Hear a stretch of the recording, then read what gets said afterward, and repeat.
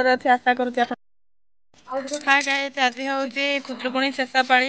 ବହୁତ ଦିନ ପରେ ମୁଁ ଆପଣମାନଙ୍କ ସହିତ ନ୍ୟୁ ଭ୍ଲଗ୍ ଆଣିକି ଆସିଛି। ଆସନ୍ତୁ ଦେଖିବା ପିଲାମାନେ କେମିତି ଆମର ଓଷା ପୂଜା କରୁଛନ୍ତି। ଆଉ ଆପଣମାନେ ମୁଁ ଭାବୁଛେ ବହୁତ ଭଲରେ ଥିବେ ଏବଂ ଖୁସିରେ ଥିବେ। ମୁଁ ବି ବହୁତ ଭଲରେ ଅଛି। ମୋର କିଛି ପ୍ରୋବ୍ଲେମ୍ ଥିଲା ବୋଲି ମୁଁ ଭିଡ଼ିଓ ଆଣିପାରୁନଥିଲି। ଆଉ ଏବେ ଖୁଦୁରୁକୁଣୀ ଶେଷ ପାଳି ଓଷା ଆଜି। ଆଉ ପିଲାମାନେ କେମିତି ପୂଜା କରୁଛନ୍ତି, କେମିତି ଡେକୋରେସନ୍ କରୁଛନ୍ତି, କେମିତି ଭୋଗ କରୁଛନ୍ତି।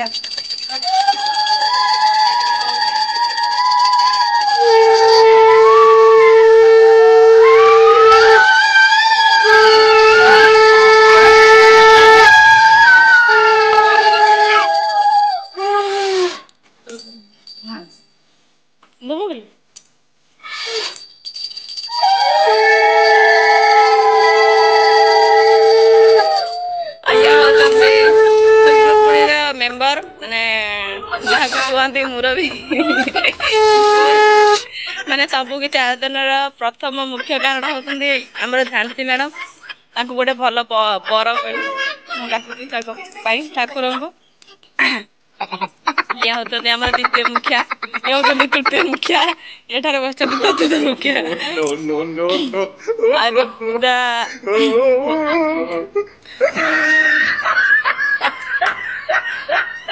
ଆଉ ଭୋଗ ଏବେ ସଜାଡ଼ା ସରିଛି। ଆଉ ଦୀପ ଦିଆ ସରିଲାଣି, ପାଣି ଛଡ଼ା ସରିଗଲାଣି। ବହି ପଢ଼ା ହବ। ଆଉ ମା ମଙ୍ଗଳାଙ୍କ ଓଷାରେ ଆପଣମାନେ ଜାଣିଥିବେ ମା ମଙ୍ଗଳାକୁ କ'ଣ ପାଇଁ ଓଷା ବ୍ରତ କରନ୍ତି। ଆଉ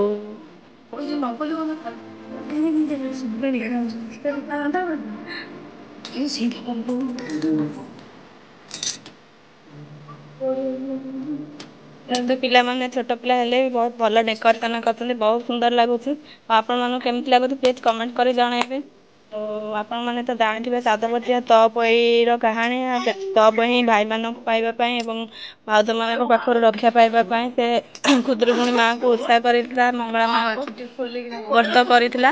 ଆଉ ପିଲାମାନେ ଏବେ ସବୁ ସଜାଡ଼ି ସାଜୁଡ଼ି ସାରି ଲାଷ୍ଟକୁ ବସିଗଲେଣି ବହି ପଢ଼ିବା ପାଇଁ।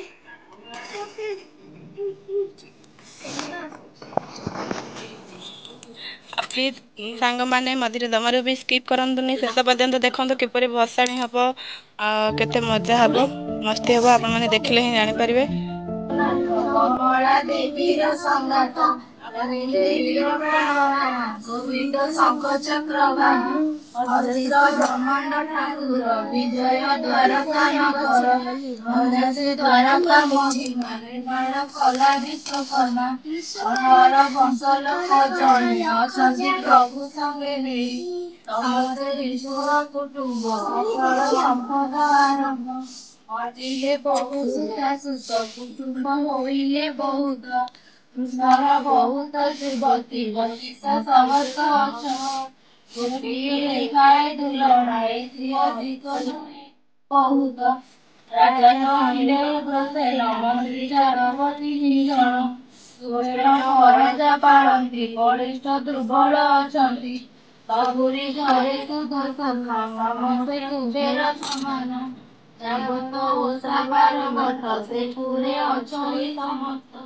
ଏକ ବ୍ରାହ୍ମଣୀ ରାଣ୍ଡି ଆସି ଝିଅ କିଣିଲା ଘରେ ପଶି ବୋଇଲେ ତଅପୋଇ ମାଏ ବାପା ମୋର ଝିଅ ଗୋମାନଙ୍କ ଠାରୁ ସାନ ମା ବାପାଙ୍କର ଜୀବନ।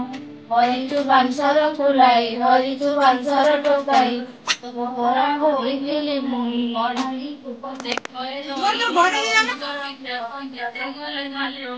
ପିଲାମାନଙ୍କ ପୂଜା ମାନେ ଚାଲିଛି ଏବେ ଡେକୋରେସନ ପୁରା ଚାରିପାଖ ଏ ବର୍ଷ ହେଇଯାଇଛି। ଆମେ ଭୋକ କଲାଣି ତାଙ୍କୁ ବୋଲି ସେ ଗଣେଇ ଦେବା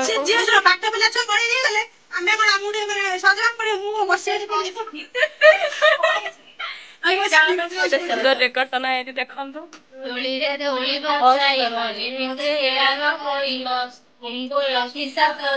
ଝିଅଙ୍କୁ ନାହିଁ କିଛି ଭୟ ସେବା କରୁଥିବ କ୍ଷଣରେ ଏଳାର ମରିବ।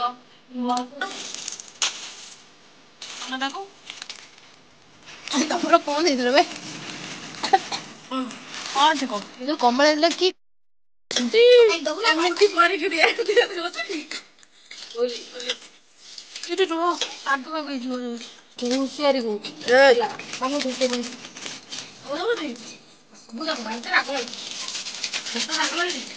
ପୂଜା ସରିଗଲାଣି ଏବେ ଭୋଗ ମିକ୍ସି ଚାଲିଛି।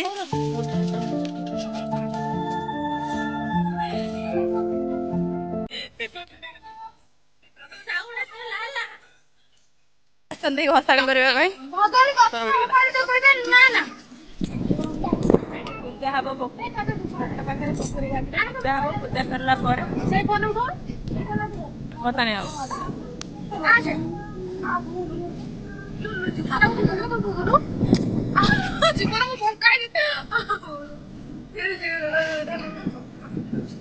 ଇଏ ଆମ ଗାଁର ପୋଖରୀ କେତେ ସୁନ୍ଦର ଲାଗେ ଦେଖନ୍ତୁ, ବହୁତ ବଡ଼ ପୋଖରୀ।